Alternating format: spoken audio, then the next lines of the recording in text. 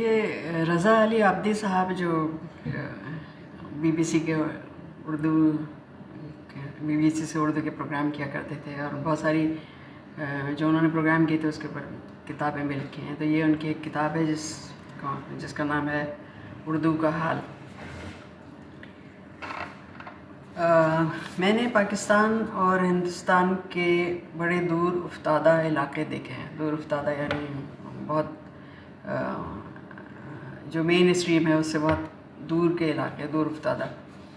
مگر ایک عجیب بات دیکھی, میں جا کے یہ بھی پہنچا اردو مجھ سے بہت پہلے پہنچ چکی ہے. ہمالیہ کے پچھواڑے لداخ میں ایک بڑے نالے جیسے دریائے سندھ کے ساتھ ساتھ چلتا ہوا میں وہاں پہنچا جس کے آگے چینی تبت ہے.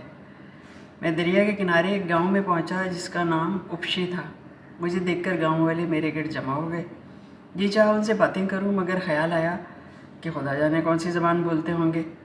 مگر میرے السلام علیکم کہنے کی دیر تھی. اب جو وہ بولے تو بالکل میری ہی جیسی اردو, اور ان میں سے کسی نے مدرسے کی صورت بھی نہیں دیکھی تھی اور لکھنا پڑھنا نام کو بھی نہیں آتا تھا, مگر اردو اس روانی سے بول رہے تھے جیسے نیچے میدانوں میں عمر گزار کر آئے ہوں. نیچے کے وہی علاقے جن کی طرف سے ان غریبوں کا دل صاف نہیں تھا.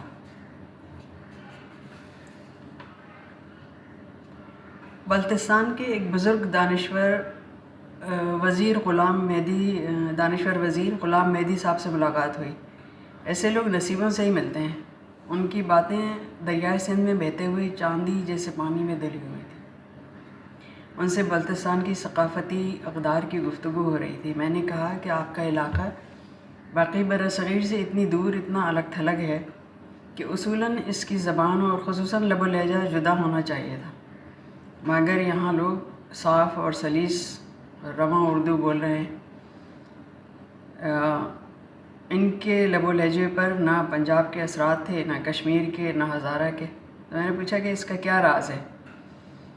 وزیر غلام مہدی صاحب نے کہا کہ بات یہ ہے کہ ہم ہر آواز کا تلفظ ادا کر سکتے ہیں, کیونکہ ہمارے لب و لہجے اور گفتگو میں ایسی فطری خوبی ہے کہ اردو ہو یا عربی فارسی ہم آسانی سے بول لیتے ہیں. چنانچہ ایک بڑے آدمی نے کہا تھا کہ اردو سفل ہو سکتی ہے تو بلتستان میں, کیونکہ بلتستان کی تہذیب وہی ہے جو اردو کی تہذیب ہے. ہر زبان کے پیچھے ایک تہذیب ہوتی ہے, اور اردو کی تہذیب میں بلتی کی طرح بہت سی ثقافتوں کا اشتراک ہے.